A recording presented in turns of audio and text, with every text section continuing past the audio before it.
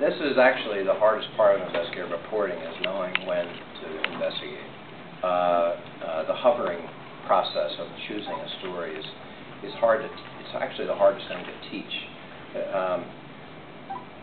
It's sort of an instinct. It comes down to some things don't seem quite right here, or isn't that interesting? I don't understand X. You know what I mean? Where you start pulling string and you start nosing around, you start looking into things, and one thing leads to another, as they say. Sometimes you get something dumped in your lap, like the Patriot 2 Act, but usually it's nosing around, and we've been looking into immigration detention for a full year, and we've only discovered what we're writing about in June. Think about that.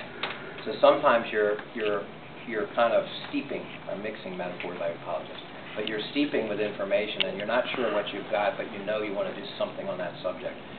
Our Frontline documentary, we were going to partner with a TV station that has whistleblowers. A lot of airlines are outsourcing their repairs to other countries where the folks don't speak English, but their manuals are in English. So you can imagine, don't get me started, what happens here, not good things. And so we can't work with that station. They're an ABC-owned and operated station. They don't want to part with their video or their sources. So we went deep. The producer for Frontline, who's working with us and has an office with us, went deeper, and he's found actually much better stuff just in the last 2 weeks from traveling various places and digging and asking questions. And it's something I can't give a glib answer to. It has to do with it's what the Supreme Court Justice said about the definition of pornography. You know, I know it when I see it. There is something you can just tell.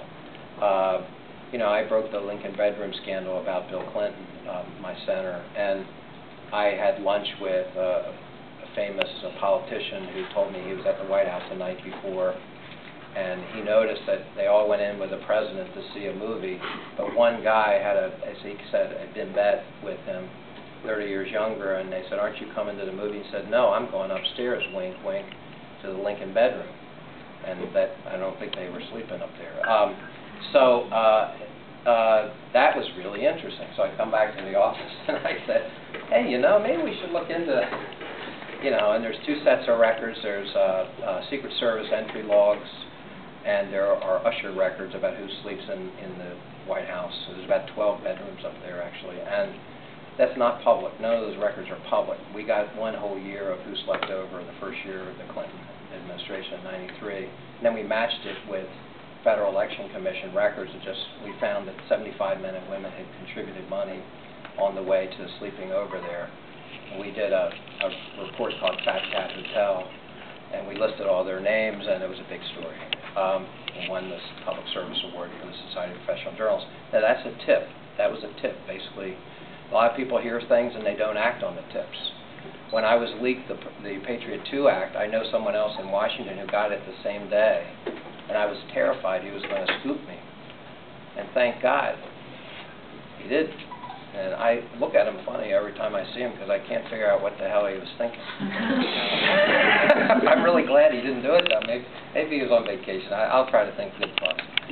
But, so anyway, I didn't really answer it well. And once you do it, you have to develop it properly, and you've got to make sure, obviously, it's buttoned down. The vetting process is extremely difficult for investigative reporting. My center did, as I said, 300 reports and 17 books. We were sued 3 times, once by Russian billionaire oligarchs. And 20 people were deposed. I was deposed on videotape for 2 full days by Akin Gump lawyers. I would rather have several root canal